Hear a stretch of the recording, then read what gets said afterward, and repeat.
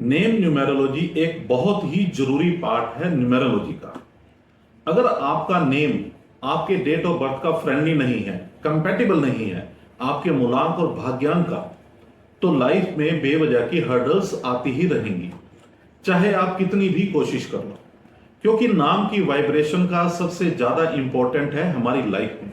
आप खुद ही सोचिए कि कोई भी आपको आपके नाम से बुलाता है या डेट ऑफ बर्थ से।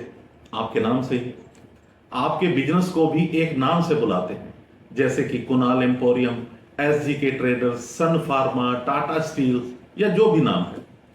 हमारे नाम से हमारी शख्सियत बनती है। नाम की सही वाइब्रेशन का लाइफ के हर एरिया में इंपैक्ट पड़ता है। दरअसल किसी भी अक्षर को बोलने से एक यूनिक वाइब्रेशन पैदा होती है और वो वाइब्रेशन किसी ना किसी नंबर से जुड़ी होती है। जैसे ए की वाइब्रेशन नंबर 1 की होती है और बी में नंबर 2 की वाइब्रेशन होती है, डब्ल्यू में नंबर 6 की वाइब्रेशन होती है। इसी तरह हर अक्षर को उसकी वाइब्रेशन के हिसाब से कोई ना कोई नंबर रिप्रेजेंट करता है। आपके नाम के सभी अक्षरों के नंबर को जोड़कर जो एक सिंगल डिजिट का नंबर आता है, वही नंबर आपका नामांक या नेम नंबर कहलाता है। और उस नेम नंबर की वाइब्रेशन आप अपने साथ पूरी लाइफ हमेशा कैरी करते हैं। हमारे नेम नंबर की वाइब्रेशन हमारे सबकॉन्शियस में बस जाती है। अगर हम सो भी रहे होते हैं और कोई हमें हमारे नाम से पुकारता है, तो हम एकदम से रिएक्ट करते हैं।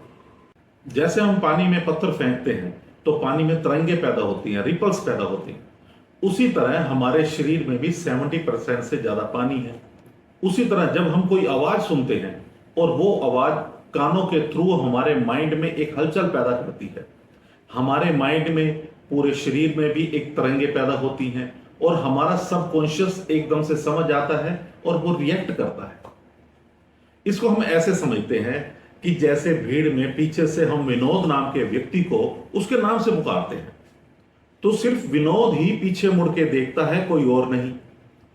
क्योंकि उसका सबकॉन्शियस माइंड उस वाइब्रेशन को समझता है और रिएक्ट करता है। अगर तो हमारे नाम की वाइब्रेशन हमारे बर्थ नंबर और डेस्टिनी नंबर की वाइब्रेशन के अनुकूल होती है, तो हमें लाइफ में उसके पॉजिटिव इफेक्ट मिलते हैं।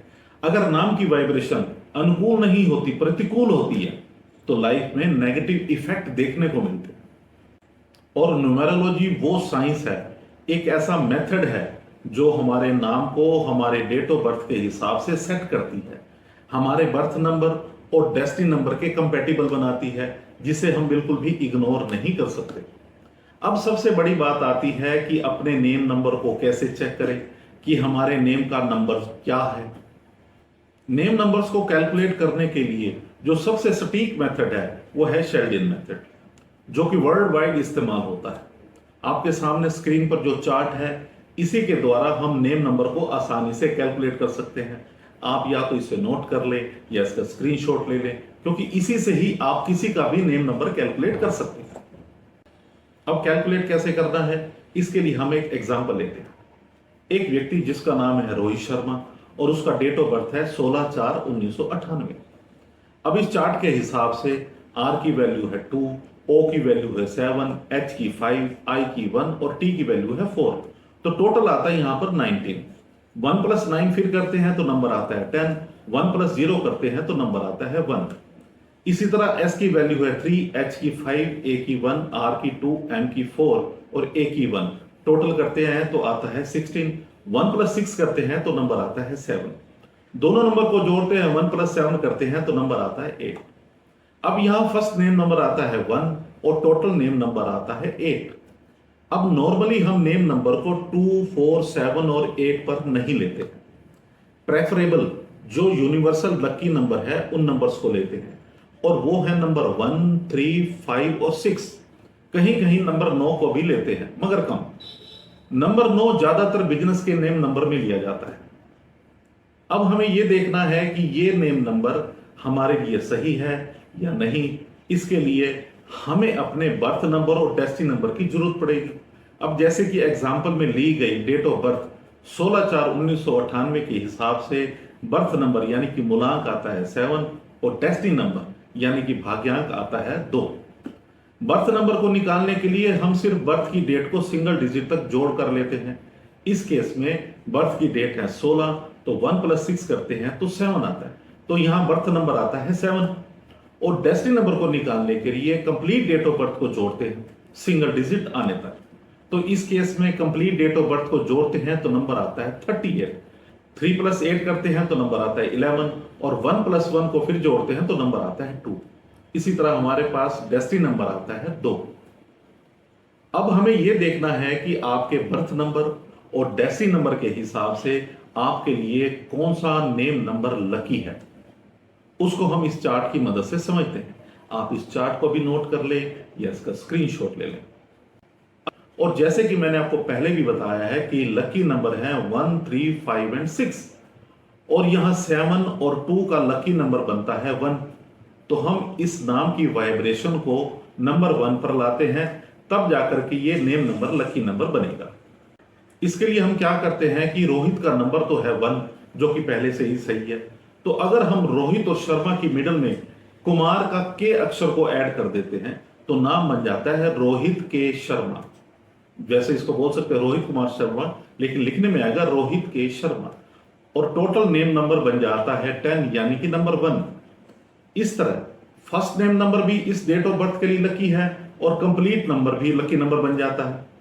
इस तरह आप भी आसानी से अपना नेम नंबर चेक कर सकते हैं और अपने बर्थ नंबर और डेस्टिनी नंबर का लकी नेम नंबर बना सकते हैं। अब कुछ लोग कहते हैं कि हम अपने डॉक्यूमेंट्स जैसे कि school certificate, driving licence, passbook जैसे ऑफिशियल डॉक्यूमेंट्स में अपना नाम तो चेंज नहीं कर सकते।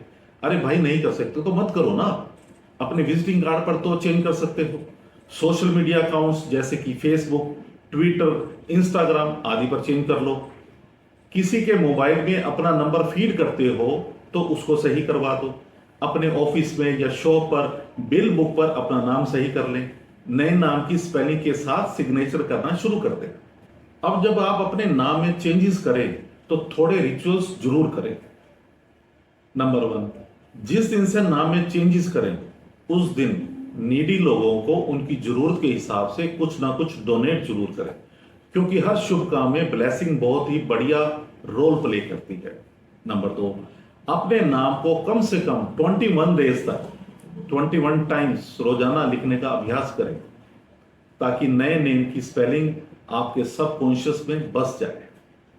इसके अलावा आपके नेम नंबर को कैलकुलेट करते हुए एक बात को और भी जरूर ध्यान में रखना है, और वो है आपके नाम का कंपाउंड नंबर। कंपाउंड नंबर क्या होता है?